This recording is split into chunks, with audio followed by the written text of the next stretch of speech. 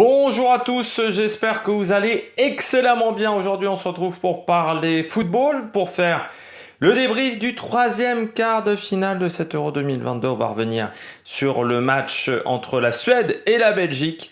On va voir tout ce que j'ai pensé, analysé de cette rencontre. Avant tout, n'hésitez pas à vous abonner à la chaîne, à réagir dans les commentaires, à mettre un pouce bleu, à partager la vidéo sur les réseaux sociaux, notamment auprès de vos proches si vous pensez que ça peut les intéresser. Dans les commentaires, n'hésitez pas à me dire si ça vous a plu, déplu cette rencontre de l'Euro 2022. Et puis, quand vous abonnez à la chaîne, vous pouvez rajouter la petite cloche, comme ça vous êtes au courant des dernières vidéos qui sortent sur la chaîne. Notamment, si vous mettez toutes les notifications, ça c'est le Saint Graal. Ce match entre la Suède et la Belgique, victoire de la Suède 1-0 grâce à Linda Sembrant à la 92e minute. Bon, on va faire un résumé rapide de ce match parce qu'il n'y a pas 150 choses à dire. Grosso modo, la Suède s'est retrouvée face à une équipe de Belgique qui a bétonné.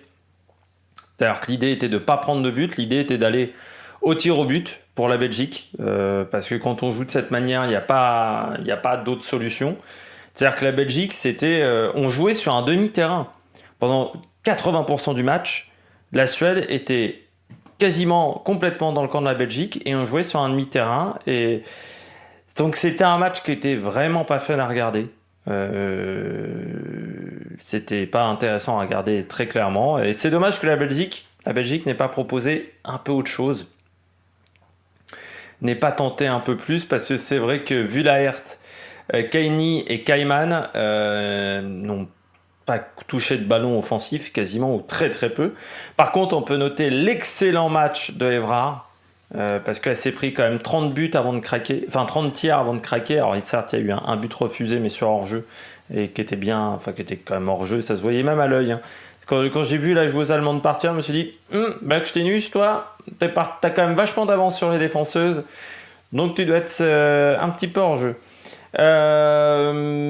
Ensuite, du côté de la Suède, on a mis beaucoup de temps avant d'ouvrir le cadenas belge. Des tirs qui étaient rarement faciles pour la Suède parce qu'elles avaient 1, 2, 3 joueuses sur elles. C'est vrai que Aslani a souffert un petit peu et on sent que ça l'a frustré un moment, Kosova Aslani. Mais même Blackstenius, Rolfo a pas fait un grand match. Aslani et Blackstenius, de toute manière, c'était très compliqué. Elles avaient toujours du monde sur elles. C'était assez impressionnant du côté de la Belgique. Mais le problème, c'est que quand tu joues comme ça, la victoire est quand même très difficile à aller chercher. Alors, je sais bien qu'il y avait quand même un gros niveau d'écart entre la Belgique et la Suède, mais regarde, face à l'équipe de France, elles avaient joué, les Belges. C'est ça qui est en plus très frustrant, c'est qu'elles avaient joué, elles avaient proposé un système de jeu. Là, elles ont refusé de jouer. C'est-à-dire qu'elles ont dit, on va subir pendant 90 minutes, puis on va voir ce que ça donne à la fin. Sauf qu'à la fin, ça donne un but à la 92e minute et ça donne une élimination. C'est dommage que la Belgique n'ait pas proposé autre chose pendant la rencontre. Vraiment, ça a été compliqué parce que les Suédoises ont complètement dominé. 33 tirs à 3, 9 tirs cadrés à 0. 52% de possession à 48, donc on voit que c'était quand même assez proche, notamment en un moment au milieu de match où vraiment il y avait des contres belges.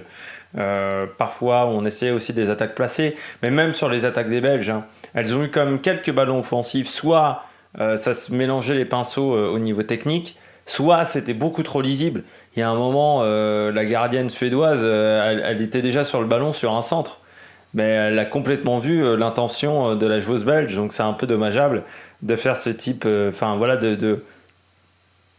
ce type d'erreur. Malgré tout, du côté de la Suède, j'aurais aimé un petit peu moins de déchets au niveau des passes. C'est une équipe qui a besoin d'avoir une grande réussite au niveau des passes. Là, c'était que 76%. Le problème aussi, c'est qu'elle jouait dans des petits périmètres, donc c'est pas évident pour avoir une bonne précision de passe. C'est vrai que les Suédoises elles se retrouvaient à être obligées de jouer, mais vraiment sur des petites passes, alors qu'on sait que c'est une équipe qui a besoin un peu d'espace, parce que c'est une équipe qui fait pas mal de courses avec des joueuses qui sont rapides, notamment Rolfö, notamment Aslani. Aslani qui est en plus une joueuse très technique. Mais là, c'était compliqué. Kosova Aslani a passé tout le match quasiment dans la surface de réparation adverse. Donc c'était compliqué d'amener de la vitesse sur aussi peu de distance. Ce qui est bien du côté des Suédois, c'est qu'elles ont commis peu de fautes.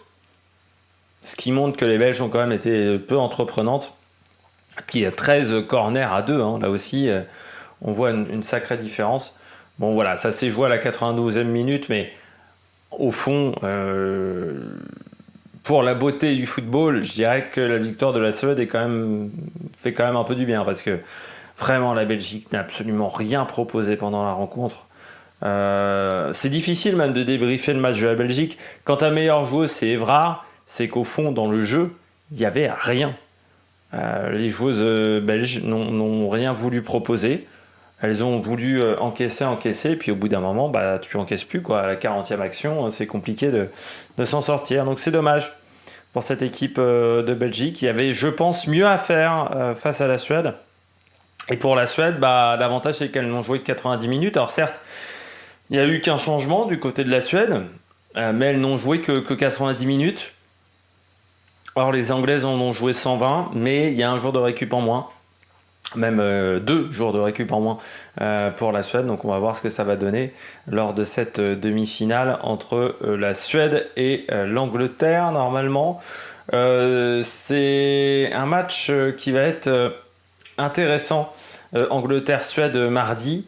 Parce que je pense que ces deux équipes qui peuvent nous proposer un beau football offensif. Les défenses sont peut-être un peu moins performantes, mais devant c'est solide. La Suède, bon, c'est quand même une équipe qui a une solidité collective aussi importante. Donc on va voir ce que ça va donner, mais moi je mettrais quand même victoire de l'Angleterre, mais là je vois un 2-1, 3-2. Moi je mettrais des buts sur cette rencontre entre l'Angleterre et la Suède. Et donc je rappelle que ce soir, France-Pays-Bas à 21h. Je vais mettre victoire de la France, mais je verrai une victoire en prolongation, moi, de la France. De toute manière, que ça soit la France ou les Pays-Bas, je ne vois aucune de ces deux équipes-là aller en finale. Je pense que l'Allemagne est plus forte. Mais oui, je mettrai la France, mais il faut se méfier quand même de la deuxième gardienne néerlandaise qui fait pour le moment des très grands matchs. Puis nous, il va falloir qu'on soit un peu plus efficace offensivement. Mais voilà. Je pense à une victoire de la France, mais bon, c'est aussi peut-être un petit côté chauvin qui me fait dire ça. Et donc demain, débrief de ce match France-Pays-Bas, demain dimanche. Et puis il y aura pas mal aussi de vidéos cyclisme sur la chaîne, donc n'hésitez pas à vous abonner, n'hésitez pas à réagir dans les commentaires, à mettre un pouce bleu, et puis nous on se retrouve pour de nouvelles aventures sur la Mec Production. Ciao ciao!